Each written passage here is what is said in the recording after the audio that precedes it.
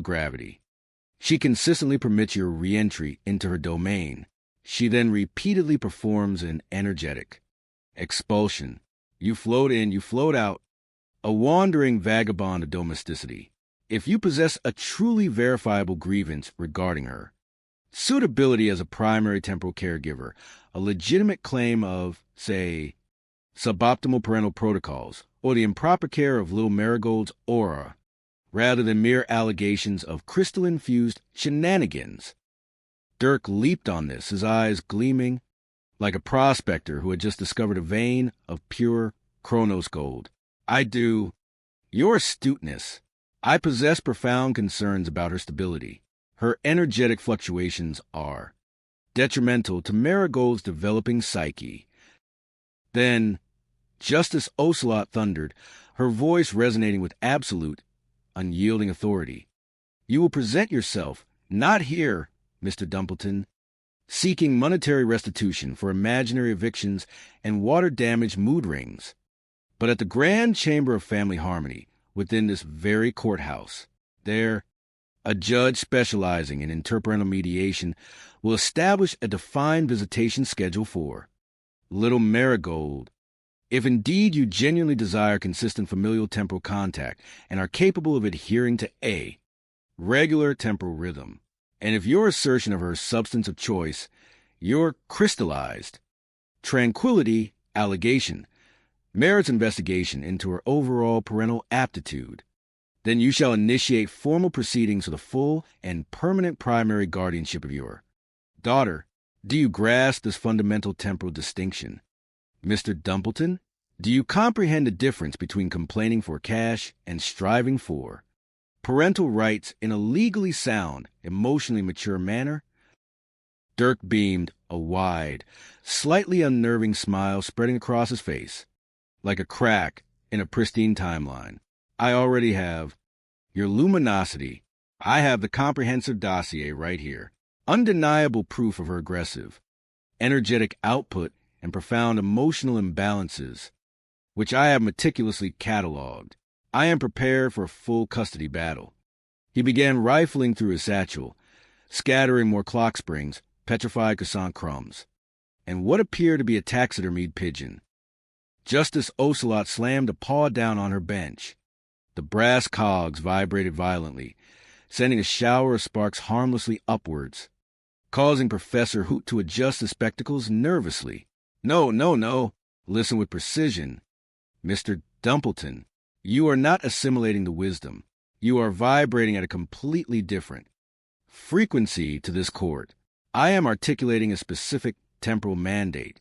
You are here, currently, in a chamber where the primary pursuit is material compensation, money, and what I am telling you, with crystal clarity, is that if you genuinely possess a verifiable complaint regarding her fundamental parental competency, you must relocate to the family harmony chambers, where no monetary compensation will be offered. They will not award you a single Chronos credit for your perceived grievances, however eloquently they are expressed. They will only award you custody if your claims are validated by demonstrable fact, not by vague energetic readings. Presently, your vocalizations, Mr. Dumpleton, resemble precisely what my revered grandmother, a very wise Siamese with an unmatched ability to discern balderdash, would describe as blectering. You are emitting generalized grievances about her while simultaneously failing to place your internal chronological credits where your vocal apparatus resides. If you genuinely wish to authenticate your commitment to being a superior primary temporal caregiver for your daughter, then proceed, Mr. Dumpleton, to the family harmony chambers, where your quest is not a mere 10,000 Chronos credits for perceived indignities, but the ethical and appropriate welfare of your progeny. Do you at long last truly comprehend the profound implications of my directive? Do you understand this clear and unequivocal legal pivot? Dirk, looking utterly shell-shocked but nodding vigorously, his dandelion hair swaying with the effort, managed. Yes, your judiciousness. Perfect. I grasp the directional imperative. the pivot, the shift in focus. Then ceased the charade. Justice Ocelot concluded, with a decisive flick of her tail, a sound like silk whipping against marble. And goodbye, Mr. Dumpleton. Your theatrical performance in this court is over. Take your artistic grievances elsewhere. Biff Bufford, with impeccable timing and a thundering thwack, struck his gavel. The Kronos board is adjourned for this case. All other emotional entanglements are to be resolved in the appropriate Kronos Falls judicial branches. The metallic clang reverberated, scattering a few of Professor Hoot's lesser-used quill pens and causing a temporary flickering in the overhead holographic lighting. A murmur rippled through the spectators, a blend of bafflement and mild temporal disequilibrium. Dirk, however, emerged from the courtroom with an unexpected air of confused vindication, his face still etched with the memory of Justice Ocelot's fierce glare, but now subtly transformed by a faint glimmer of understanding. I suppose she's a point, Your Majesty of the microphone, he mumbled to the court's designated post-ruling analyst, an empathetic-looking badger named Beatrice Burlap, who clutched a rather anachronistic tape recorder. Its magnetic tape, somewhat predictably, fluttered in a slight temporal eddy, recording faint whispers from the past and anticipatory murmurs from the future. I completely comprehend the distinction now. It's predominantly about her usage of crystallized tranquility. Beatrice, it profoundly impacts her maternal aura, disrupting Marigold's developing energetic field. She does not possess a suitable energetic alignment for handling tranquilizing compounds. Beatrice, the energetic neglect of our daughter Marigold is paramount.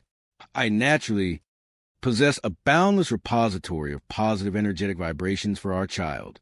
Plus, she completely disregarded my conceptual assets. My mood rings are soggy.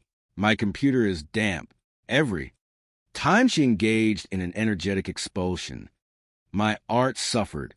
But the family harmony chambers, that is the path. A new chapter in my life's artistic journey. Pippa, shimmering just behind him, tossed her LED flower-clipped hair, a defiant twinkle in her eye, yet a subtle softening around her mouth. Honestly, Beatrice, all I ever desired was healthy, energetic flow for Marigold to be raised without the constant ebb and flow of chaotic energies and the persistent threat of spontaneous RV combustion outside our window. Absolutely. She smiled sweetly at Beatrice, a fleeting, almost ethereal smile. We could be wonderful co-parents for our daughter, if only he would cease his erratic temporal manifestations and his reliance on hallucinogenic substances as a source of blame, and perhaps, for once, sign a lease. A legally binding one, not one scribbled on a napkin with invisible ink or cosmic glitter. Beatrice, ever the sage observer, human and artistic, foibles, turned to her microphone, her fur ruffled gently by a rogue eddy of temporal energy that smelled faintly of cinnamon and old parchment. You know, Sarah, we dissect these situations frequently here in Kronos Falls. It's a maxim I probably enunciated 1,000,000 times into this microphone to countless bewildered plaintiffs and defensive defendants. Parents must cultivate an energetic alignment where their affection for their children far outweighs their aversion for each other. That is the fundamental responsibility. It's as crucial for their emotional vibrational health as it is for ensuring a consistent supply of organic quinoa puffs. It profoundly saddens me that little Marigold is condemned to navigate her nascent chronological period within this tumult, perpetually buffeted by the opposing forces of her parents' conflicting realities. And regrettably, it appears the turbulence shows no sign of abating. She clicks off the recorder, the magnetic tape whirring softly.